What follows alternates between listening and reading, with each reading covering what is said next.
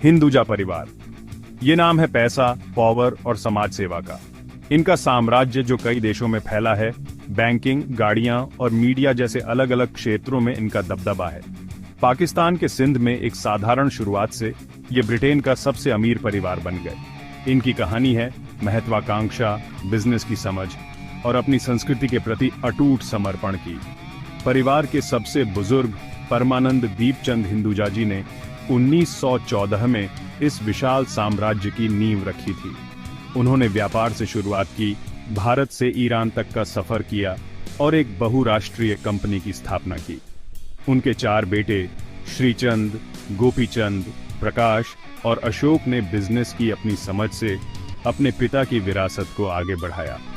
आज हिंदुजा ग्रुप उनके उद्यमशीलता की भावना का प्रमाण है। दुनिया भर में 1.5 लाख से ज्यादा कर्मचारियों के साथ इस ग्रुप का प्रभाव निर्विवाद है। शिक्षा और स्वास्थ्य सेवा में उनके परोपकारी काम बहुत मशहूर हैं। इस परिवार की कहानी ग्लोबल एंटरप्राइज की क्षमता और पारिवारिक रिश्तों की अटूट शक्ति को दर्शाती है। हालांकि सबसे शानदार विरासत भी दागदार हो सकती है।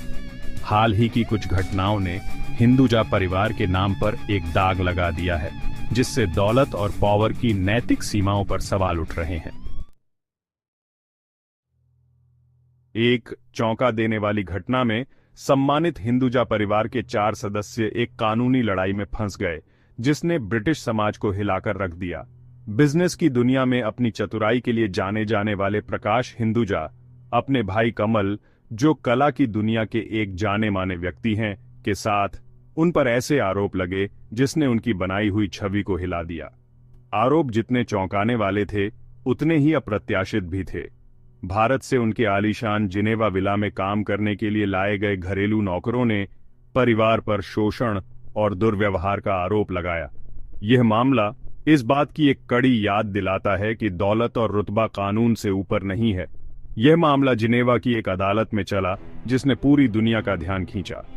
आरोपों का केंद्र अमानवीय काम करने की स्थिति और दुर्व्यवहार के दावों के इर्द गिर्द था।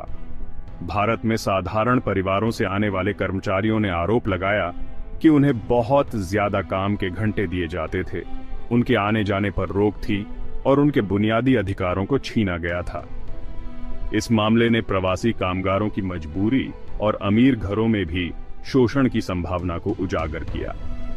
अंतर्राष्ट्रीय मीडिया द्वारा बारीकी से देखे जा रहे इस मुकदमे ने परिवार के परफेक्ट दिखने वाले चेहरे के पीछे के एक काले पहलू को उजागर किया। अगर आरोप सही साबित होते हैं तो ये हिंदुजा नाम को हमेशा के लिए नुकसान पहुंचा सकते हैं, उनकी विरासत पर एक दाग छोड़ सकते हैं। फैसले से कुछ लोगों को राहत मिली, लेकिन कुछ लोग फैसले की निष्पक्षता पर सवाल उठा रहे हैं। बहुत से लोगों को लगा कि न्याय हुआ है, लेकिन आधा अधूरा। समाज में इसको लेकर मतभेद हैं। कुछ लोग कठोर सजा की वकालत कर रहे हैं, तो कुछ को लगता है कि फैसला सही था। फैसले के बाद के दिनों में समाज इसके मायनों को समझने की कोशिश कर रहा था। न्याय, निष्पक्षता और जवाबदेही के बारे में बातचीत आम हो गई। लोगों ने अपने विचार और भावनाएं सार्वजनिक मंचों और निजी बातचीत दोनों में साझा किए। इस मामले ने एक अमिट छाप छोड़ी थी, जिससे न्याय व्यवस्था और समाज पर उसके प्रभाव पर गहराई से विचार करने का मौका मिला। जैसे जैसे मामला शांत होने लगा, ज्यादा जवाबदेही की मांग तेज होने लगी। कार्यकर्ता और सामुदायिक नेता एकजुट हुए। उन्होंने भविष्य में होने वाले अन्याय को रोकने के लिए सुधार और बदलाव की मांग की। इस मामले ने एक आंदोलन को जन्म दिया था, एक सामूहिक आवाज जिसने ज्यादा पारदर्शी और न्याय संगत व्यवस्था की मांग की। सच्चे न्याय की राह अभी बहुत लंबी थी, लेकिन बदलाव की रफ्तार बाज चुकी थी।